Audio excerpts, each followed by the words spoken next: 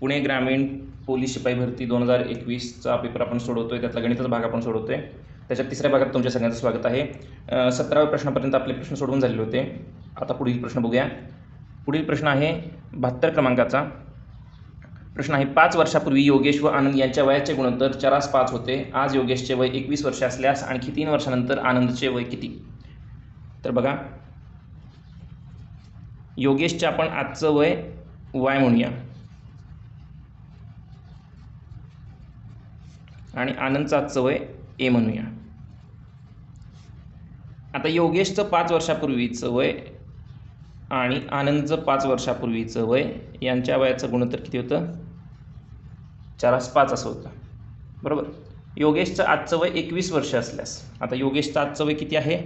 21 वर्ष आहे असं दिले. म्हणल्यावर विचारले आनंदचं 3 वर्षांनंतरचं वय किती?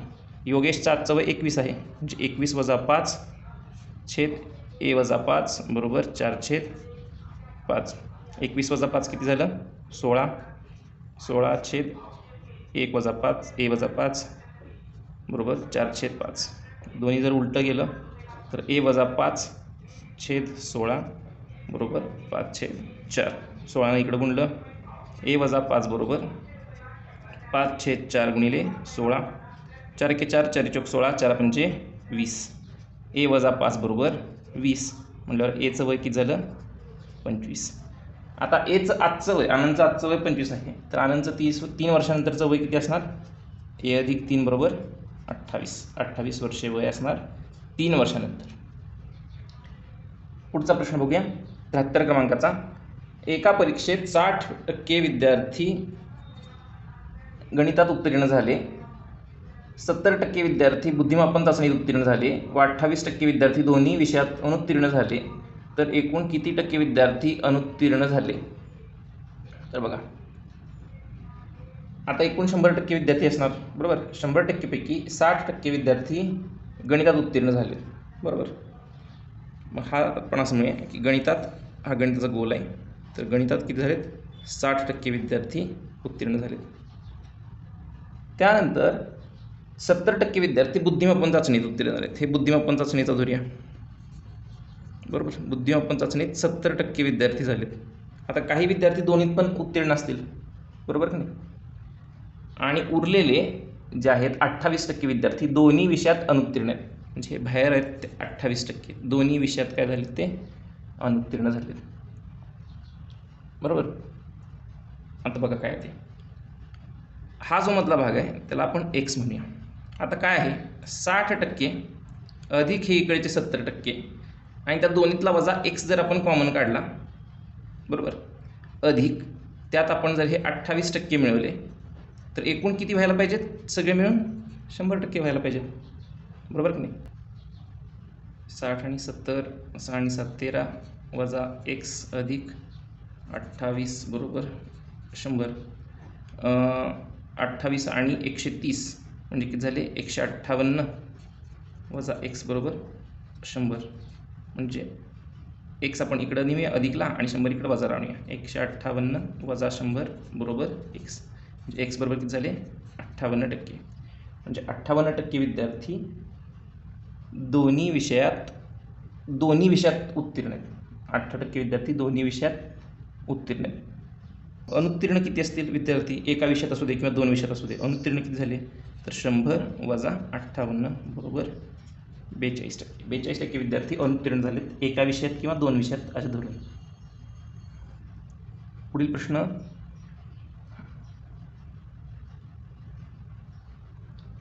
पुढील प्रश्न 75 क्रमांकाचा आहे. एका लॉटरी मिळालेले रुपये 7,200 हेमा, गीता आणि नीता यांना अनुक्रमे 2, 3, 4 या प्रमाणात वाटल्यास गीताचा वाटा किती? तर बघा, एकूण रुपये आहेत किती? प्रश्न क्रमांक 75 आहे. एकूण रुपये आहेत 7,200, बरोबर. आता ते वाटायचेत हेमा, गीता आणि नीता यांच्यात. त्यांचं गुणोत्तर आहे 2, 3, 4 या प्रमाणात वाटायचे. याचा अर्थ हेमा 2x आहे, गीता 3x आहे आणि नीता 4x एवढे रुपये तिला मिळणार आहेत, बरोबर. म्हणजे बघा या सगळ्यांची मिळून बेरीज किती होती? 7200. 2x अधिक 3x अधिक 4x बरोबर किती होतात? 7200. तर या सगळ्याची एकूण बेरीज करूया आपण. तर या सगळ्याची एकूण बेरीज 2x अधिक 3x अधिक 4x म्हणजे 2 आणि 3 4, 2 आणि 3 5, 5 आणि 4 9, 9x अशी होईल. 9x बरोबर 7200 म्हणजे x बरोबर 7200 भागिले 9 म्हणजेच 9×8=72. x बरोबर 800 रुपये. आता x बरोबर 800 आहे म्हणल्यावर आपल्याला कोणाला विचारले गीताचा वाटा. मग गीताचा वाटा किती होता? गीताचा वाटा होता 3x म्हणजे 3 गुणिले 800 बरोबर गीताचा वाटा झाला 8 त्रिक 24, 2400 रुपये. हा गीताचा वाटा झाला. पुढील प्रश्न 81 क्रमांकाचा प्रश्न आहे. ए व बी यांच्या पगाराचे गुणोत्तर 2:3 व खर्चाचे गुणोत्तर 2:5 आहे. जर प्रत्येकाची 400 रुपये बचत असेल तर एचा पगार किती आहे? आता एचं आणि बीचं पगाराचं गुणोत्तर 2:3 आहे, बरोबर. म्हणजे एचा पगार 2x आहे आणि बीचा पगार 3x आहे, बरोबर. आता खर्चाचं गुणोत्तर एचा खर्च जो आहे, खर्चाला आपण एक्सपेन्स म्हणूया ई, आणि बीचा जो खर्च आहे त्याचं गुणोत्तर आपल्याला दिलेलं आहे 2:5 असं दिलेलं आहे, बरोबर. म्हणजे एचा जो खर्च आहे तो आपण 2y म्हणूया आणि बीचा जो खर्च आहे तो आपण 5y म्हणूया. आणि दोन्हीची जी बचत आहे ती बघा. एकूण पगार एचा किती आहे? 2x. 2x मधनं हा खर्च गेला 2y. तर किती उरत आहेत? बचत. ती बचत असेल. ती बचत किती रुपये सांगितले? 400 रुपये बचत सांगितली. बीचं पण तसं आहे. बीचा पण खर्च जर एकूण पगारात घेतला 3x आहे, त्यातून जर त्याचा खर्च वजा केला 5y तर किती येते? 400 रुपये, बरोबर. मग आता आपण काय करूया? या दोन्हीची वजाबाकी करूया. काय येणार? इक्वेशन ह्याला 1 म्हणूया, इक्वेशन 2 म्हणूया. 2 मधून 1 गेले तर किती उरले? 3x वजा 2x, बरोबर. इकडं वजा 5y आणि इकडं वजा 2y वजा 2x वजा 2y बरोबर 400 मधून 400 गेले 0. 3x वजा 2x राहिले x वजा 5y वजा वजा अधिक 2y बरोबर 0 असं उत्तर येईल. म्हणजे एक्सची किंमत आता बघा वजा 5y अधिक 2y किती होणार? वजा 3y म्हणजे x वजा 3y बरोबर 0 म्हणजेच x बरोबर 3y असं उत्तर येईल, बरोबर. आता हे जे एक्सची किंमत आहे एक्समध्ये तिथं आपण 3y लिहायचं, फक्त एवढंच काम करायचं. मग 2x ऐवजी 3y लिहायचं. 3y वजा 2y बरोबर 400 एवढंच आपण लिहिलं. मग काय 3 दुनी 6y वजा 2y बरोबर 400. 6y वजा 2y 4y बरोबर 400 म्हणजे y बरोबर किती आलं? 100. आता y बरोबर जर 100 असेल तर x ची किंमत किती बघा. पुन्हा एकदा ह्याच्यातच टाकून बघायचं. 2x वजा y ची किंमत आहे 100 म्हणून 2 गुणिले 100 बरोबर 400. तर काय झालं? 2x वजा 200 बरोबर 400. 200 अधिकला गेलं किती झालं? 2x बरोबर 200 अधिकला गेल्यावर 400 आणि 200 600 म्हणल्यावर x किती येणार? 600 भागिले 2 300. आता x जर 300 आहे तर आपल्याला विचारताना विचारलेलं आहे एचा पगार किती? एचा पगार किती आहे? 2x म्हणजेच किती येणार? 300 दुनी 600. 600 रुपये पगार आहे एचा. पुढील प्रश्न आहे 84 क्रमांकाचा. 8 अधिक 32 भागिले 8 वजा 4 गुणिले 3 बरोबर किती?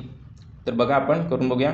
सगळ्यात पहिल्यांदा गुणाकार किंवा भागाकार आला असेल तर तो आधी करायचा. इथं भागाकार आलेला आहे आणि इथं गुणाकार आहे तर आधी ते करून घेऊया. 8 अधिक 32 भागिले 8 8 चौक 32 वजा 4 त्रिकोण 12.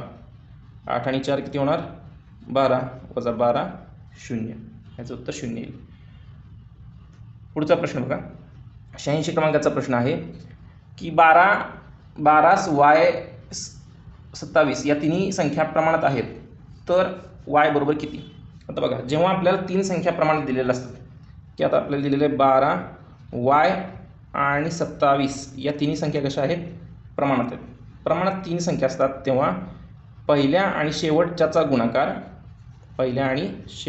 गुणाकार हा मधल्या संख्येच्या वर्गा एवढा असतो.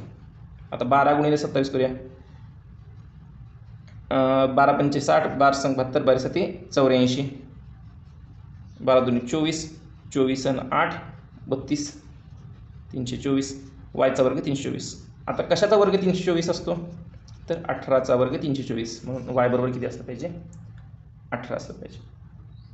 पुढचा प्रश्न बघा, पुढचा प्रश्न आहे 88 क्रमांकाचा. तो म्हणजे जर एचे 15% बरोबर बीचे 20% असेल तर एचं बीशी गुणोत्तर किती असं विचारले.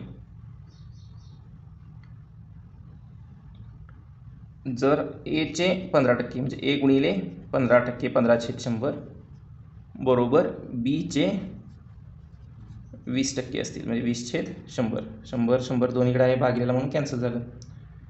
तर ए गुणिले 15 बरोबर बी गुणिले 20. आता आपल्याला काय विचारलं? एशी बीशी गुणोत्तर म्हणजे ए भागिले बी विचारले.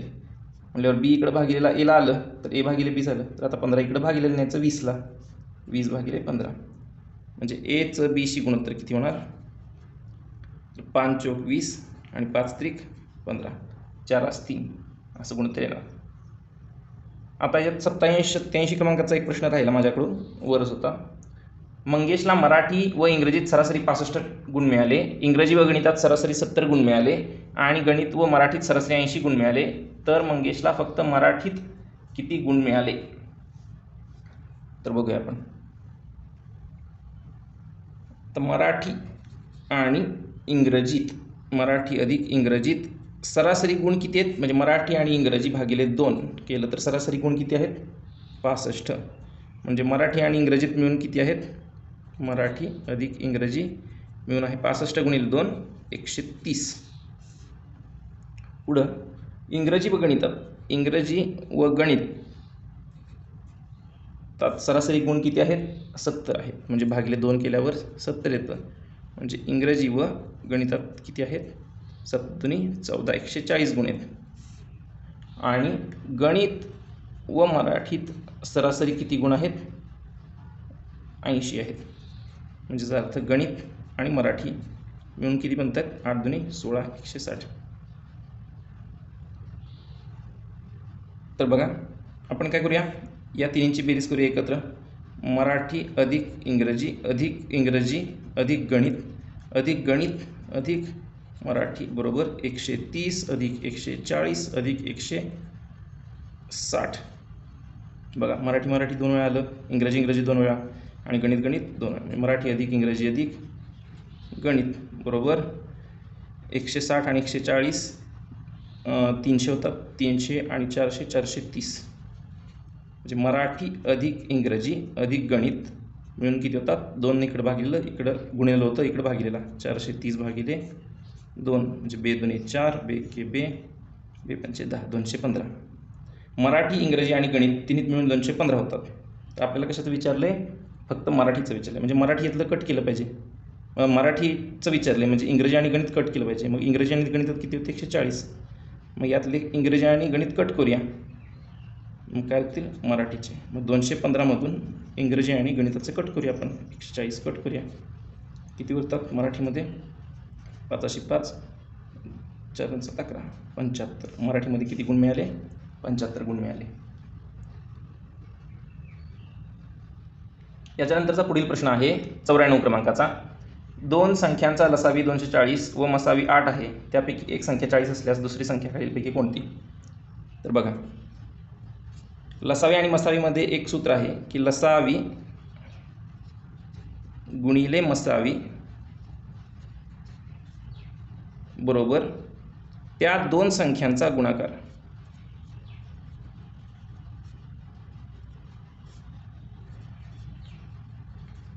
ज्यांचा लसावी मसावी काढलाय त्या संख्यांचा गुणाकार बरोबर लसावी गुणिले मसावी हा सूत्र आहे. आता लसावी दिलाय 240 गुणिले मसावी दिला आहे 8. दोन्हीपैकी एक संख्या दिली आहे 40, दुसरी संख्या आपण x म्हणूया. तर x बरोबर किती येईल बघा. x बरोबर हे 240 गुणिले 8 आणि 40 नंतर भाग घालवायचा. 0 0 गेले, 4 1 4, 4 संग 24, 6 8 48. एक्सची किंमत येईल 48, म्हणजे दुसरी संख्या आपल्याला 48. यातला प्रश्नपत्रिकेमधला शेवटचा प्रश्न आहे गणितातला, तो म्हणजे 100 क्रमांकाचा. तो आहे 2/3 चा 2/3 किती असेल.